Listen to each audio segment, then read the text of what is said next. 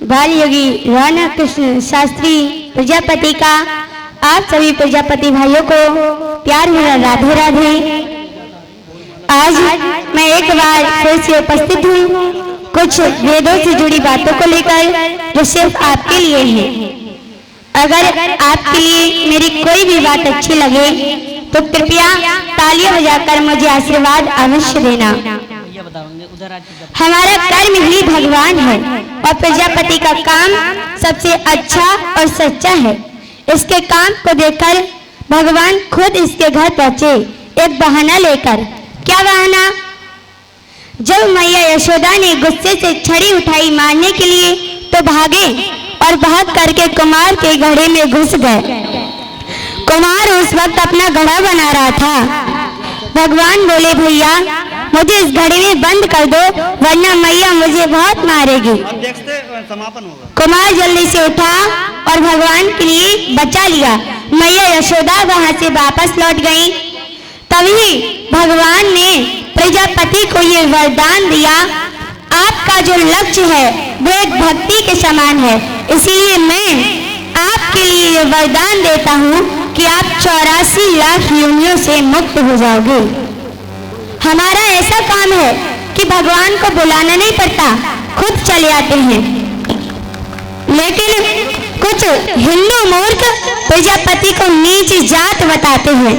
उन मूर्खों ने कभी वेद पुराण तो पढ़े नहीं, बस मिट्टी में गंदा देख लिया और बोल दिया नीची कुमार जाति है। भारत में उनमें से 70% पुरुषों का सरनेम है प्रजापति और ब्रह्मा भी प्रजापति हैं, इनके वंशज हैं कुमार। अरे जब मिट्टी का काम करते हैं तो मिट्टी तो गंदा करेगी ही, तो उन्हें लोग नीच जात बताते हैं। ऐसे मूर्ख कब किसे क्या कह दे कुछ पता नहीं। अरे ऐसे मूर्खों को मुंह तोड़ जवाब देना सीखो।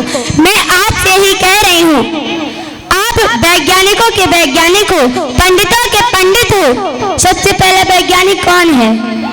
सबसे पहला वैज्ञानिक प्रजापति है और सबसे पहला पंडित भी प्रजापति ही है। कैसे हो समझ गए होगे कि मैं समझाऊं?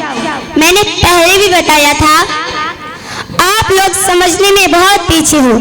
पंडितों के पंडित हो या नहीं हो तो तालियां बजाओ, नहीं हो तो नहीं। बोलिए दक्ष प्रजापति की, बोलिए माता श्री आदि की, बोलिए प्रजापति समाज की। कोई भी चाहे पंडित सही, जब तक कहीं शादी हो, जब तक आप पूजा नहीं कर देते वहां पर कुछ भी नहीं हो सकता, कोई भोजन भी नहीं करेगा और यज्ञ भी हमारी पहली आहुति से ही शुरू होता है। अब सबसे पहले वैज्ञानिक कैसे हो? सबसे पहले घड़े का आविष्कार किया, फिर ईंट का, नैया का, खपटे का, जो पहले छत्ते बनाई जाती थी, बुजुर्ग लोग बहुत अच्छे से जानते होंगे। और पहिए का भी आविष्कार कुमार ने ही किया था। खाने पीने का साधन है, साधन कुमार ने किया था। जब तक घड़ा नहीं था पानी पीने का भी कोई साधन नहीं था। इसीलिए इस धरती पर हुए बड़े बड़े महाज्ञानी, इस धरती पर हुए बड़े बड़े महाज्ञानी और जो पी पी कर बड़े हुए हमारे ही घड़े का पानी, जिसने हमें जीवन दिया, आज उसी को नीचा बता दिया। प्रजापति ब्रह्मा का स्वरूप है, प्रतीक है और संसार में सब ब्रह्मा की ही संतान है। उन सब की जड़ है प्रजापति। वो कैसे, आपको मैं बताती हूँ। दक्ष प्रजापति की 2 पत्नियां थी, प्रस्तुति और अश्वकी। प्रस्तुति से 16 कन्याएं हुई और अश्वकी से 60। इन्हीं 76 माताओं से पूरी सृष्टि की रचना हुई। माफ कीजिए, मुझसे भी माताओं के बारे में तो नहीं बता पाऊंगी, क्योंकि इसके लिए कम से कम 7 दिनों का समय होना चाहिए। देखिए, दक्ष प्रजापति की सबसे छोटी बेटी का नाम था सती माता। इन्हें तो पूरा संसार जानता है। इन्हीं की मां का नाम था प्रस्तुति। प्रस्तुति 3 बहनें थी, आकुति, देवहूति और प्रस्तुति। आकृति की 2 संतानें थी। पुत्री का नाम था दक्षिणा और पुत्र का नाम था यज्ञ पुरुष भगवान, और इनके पति का नाम था रुचि प्रजापति। ये भी प्रजापति ही थे। और देवहूति की 10 संतानें थी। इनके पति का नाम था करदम ऋषि, और इनकी 1 पुत्र और 9 कन्याएं थी। पुत्र का नाम था कपिल मुनि, जो भगवान के अवतार थे, और 9 कन्याओं में से अनुसुईया भी थी, जिन्होंने तीनों देवताओं के लिए बच्चा बनाकर पालने में झुलाया था।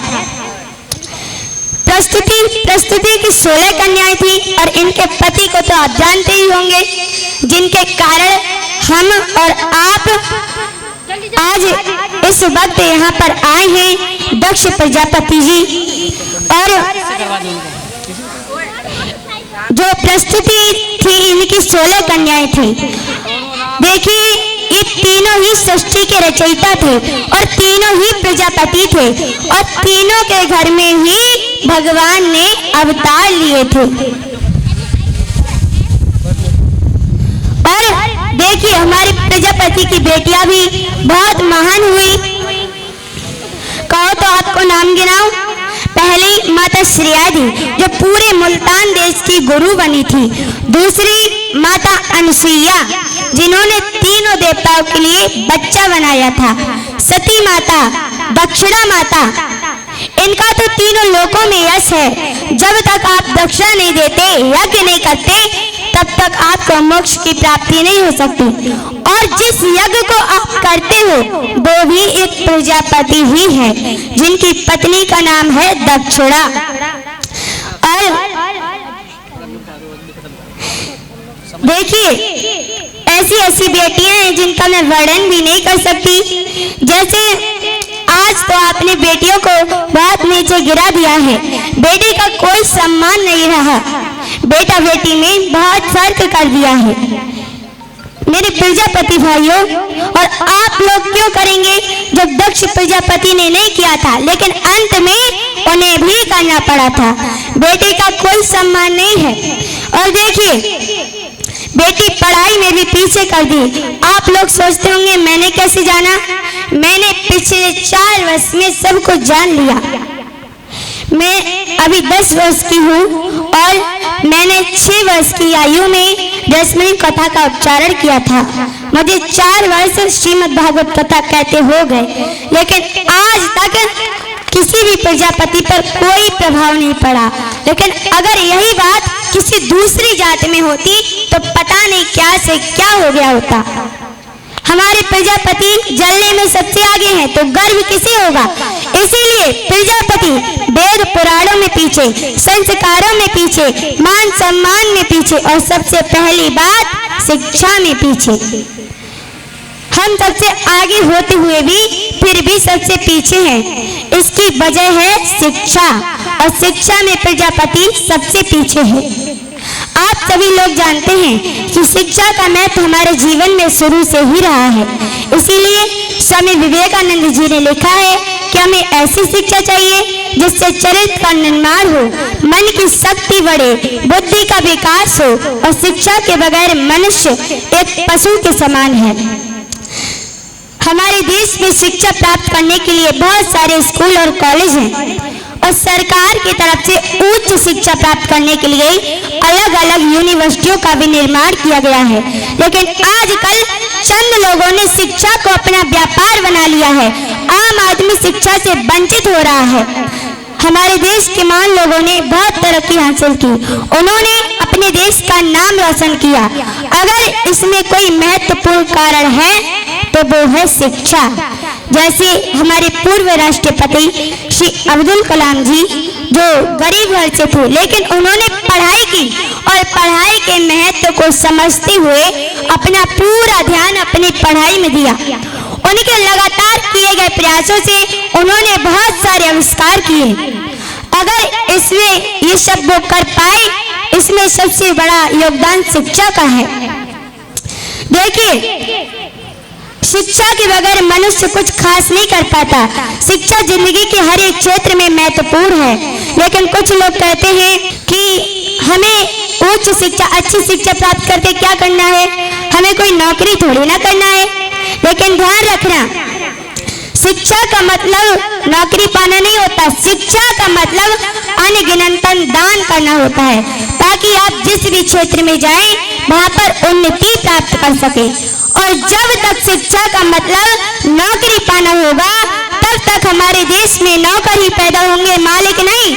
इसीलिए हमारे जीवन में शिक्षा होना बहुत जरूरी है, क्योंकि भाइयों, पढ़ेगा इंडिया तभी तो बढ़ेगा इंडिया। तो इसी के साथ मैं अपनी वाणी को विराम देती हूँ। डाली रही हरी भरी तो फूल फिर खिलेंगे, डाली रही हरी भरी तो फूल फिर खिलेंगे। और ऐसा ही रहा हमारा और तुम्हारा साथ, तो किसी न किसी दिन हम और आप इसी जगह पर फिर से मिलेंगे।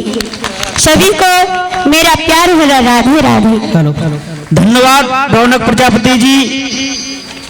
आपका राष्ट्रीय प्रजापति महासंघ हार्दिक स्वागत करता है। इसी को लाकर स्वागत करें। इसी क्रम को आगे बढ़ाते हुए सहसवान से चलकर आए हमारे